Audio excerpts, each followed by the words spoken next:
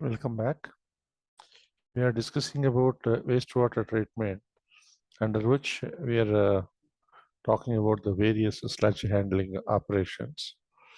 In this video, we will be discussing about the sludge digestion tank or sludge digestion process. Digestion, first of all, is nothing but a process for reducing a volume of the sludge through anaerobic decomposition or aerobic decomposition. And what type of the reactor what we are using for this purpose is called as a digester. The volatile solids or organic solids are reduced during anaerobic digestion through bacterial action, so which in turn will reduce the volume of sludge. Volatile solids reduced means volume of the sludge is reduced. The reduced or digested volatile solids are converted into methane. The fixed solids are inorganic solids. They will not be decomposed and will remain in the sludge. In many places, the anaerobic digester is used. It is also called as sludge digester. Biogas plant, which is commonly used in the rural and urban community, is an example of anaerobic digestion. So in short, what is this is, the reduction of volatile solids will reduce the volume. So in the process of reduction of volatile solids, they will be converted into some gases, which we are making use of for utility purposes. And this is a configuration of a anaerobic digester. You can see here the sludge is allowed at the bottom, and then the sludge is allowed here, and then it undergoes the reaction here in this bottom portion. Then subsequently the gases will be rising to the top. The biogas you are calling is coming out, and here what will happen, the sludge water is coming is separated into gas, liquid and solid. Solid will be at the bottom, which is undergoing anaerobic decomposition. Liquid will be in the middle layer, and biogas or gas will be at the top, and whatever the oil or fatty material, they will be collected at the top layer, which is called as a scum layer. And the liquid is separated separately at the outlet, and the digested solids which are settled down to the bottom, they are now separated out, and subsequently the gas you are now collecting from the top. Occasionally the contents will be mixed for uniform mixing, and sometimes we may have to maintain the temperature as well. So what we are having, the components are outer tank, inlet pipe, mixing unit, and occasionally we give a heating element at the bottom to maintain the temperature, outlet for supernatant, outlet for digested sludge, and outlet for gas coming from a gas dome. This gas dome can be a fixed dome or a floating dome. Now the advantages are, you can see any type of waste you can put here, mainly animal manure and then crops waste, food waste, anything you can, in addition to the wastewater sludges. So what is happening is it will come out into a biogas. A biogas now can be used for different purposes like conversion to electricity and uses for heat. And then we are mixing with the conventional fuel is now converted as a fuel here for transportation, and the supernatant liquor, whatever is there, that you can directly put it into a land or biofertilizer. Even the digested sludge, you can directly put in the land as a biofertilizers. So number of options are possible here. The anaerobic digestion, the advantages are also there, number of advantages are there. So now let us look at the mechanism part. If you look at the first stage, it's called acid formation or acid fermentation stage. Now this is another simplified diagram of the same process. Okay, so now where the liquid is, the sludge is now coming in, the sludge is coming in through the inlet pipe, now going to the bottom, and where the digested sludge is there at the bottom, and now the sludge undergoing decomposition will be in the upper layers, and liquid is separated out, and you're having a outlet pipe, supernatant removal, and gas goes up to the top. It can have a floating dome or fixed dome, and the gas can be collected through inverted pipe or an outlet pipe from the top. So once you put the sewage sludge in the anaerobic digestion, the mechanism is the organic solids of the fresh sewage sludge. First of all, they will be hydrolyzed by the anaerobic bacteria to form volatile acids and alcohol, such as acetic acid and propionic acid. The moment acids and alcohol they are formed, then automatically pH will be liquid, will be reduced to less than 6 or 4 to 6. It indicates the acid formation. Then with decomposition started, that indicates the bad odors start emanating from the top.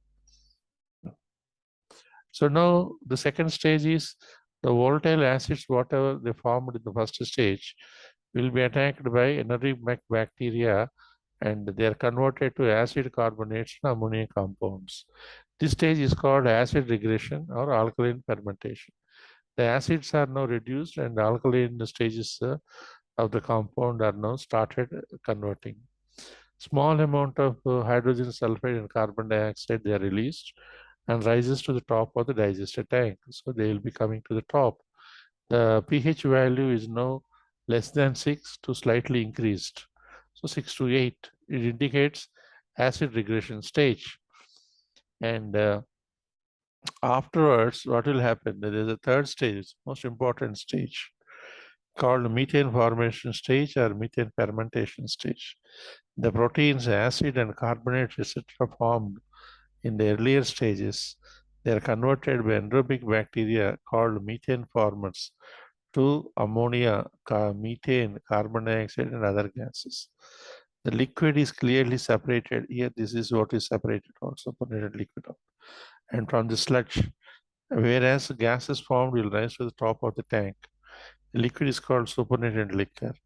The digested sludge is alkaline, which is there at the bottom of the hopper, stable and does not give any bad odors. As all the volatile solids which are causing odors, they are destroyed during the stage. Usually 60 to 70% of the volatile solids, they are destroyed in this mechanism. And they are converted into methane and other gases. The gases that are formed at this stage comprise of 60 to 65% methane, carbon dioxide 30 to 35%, and a small contribution of other gases. The gases are collected at the dome through an outlet. So this is the third important stage where the gas formation is there. So it's not easy. So it takes a lot of time to have the sludge entering into the sludge digester to convert completely into useful gases like methane and carbon dioxide.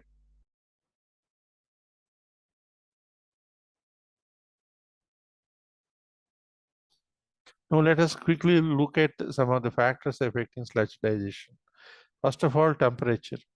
The reaction of biological decomposition mainly depends on the temperature. So here there are different temperatures are required for the bacteria to act. So thermophilic bacteria, where they are active at temperatures above 40 centigrade, the digestion period will be around 10 to 20 days. Higher temperature, shorter period, and thermophilic bacteria, they are more active. But the problem is maintaining high temperatures for a longer duration or shorter duration. Mesophilic bacteria, which is favors temperatures in the range of 20 to 40 centigrade, which is commonly adopted in India. So usually we go for 25 to 30 centigrade of temperature in the reactor. So thereby occasionally we may have to use the heaters to maintain the temperature, particularly during winters. The digestion period in this phase is around 20 to 60 days. If you are keeping it around 30 centigrade, the digestion period will be around 30 days. So by looking at this graph, what you are seeing is, you can see here, so the higher temperature, this cross indicates 40 centigrade. So you can see here higher gas conversion at higher temperature, lower gas conversion at lower volume of gas conversion at lower temperature. So temperature favors the gas production, but the maintenance of the temperature is particularly the major drawback. So usually we go for this 30 centigrade, that is the second line. This is the line. So here, as you see, the number of days increases, the gas production starts improving. Initially, the acclimatization phase will be there, where the bacteria has to adjust to the sludge, and slowly, the gas production will increase as you increase the time of reaction in the chamber. And then we are having pH value. pH value indicates the state of the reaction. Less than 6 means acid formation. 6 to higher means acid regression, alkaline, and slightly higher means the methane formation.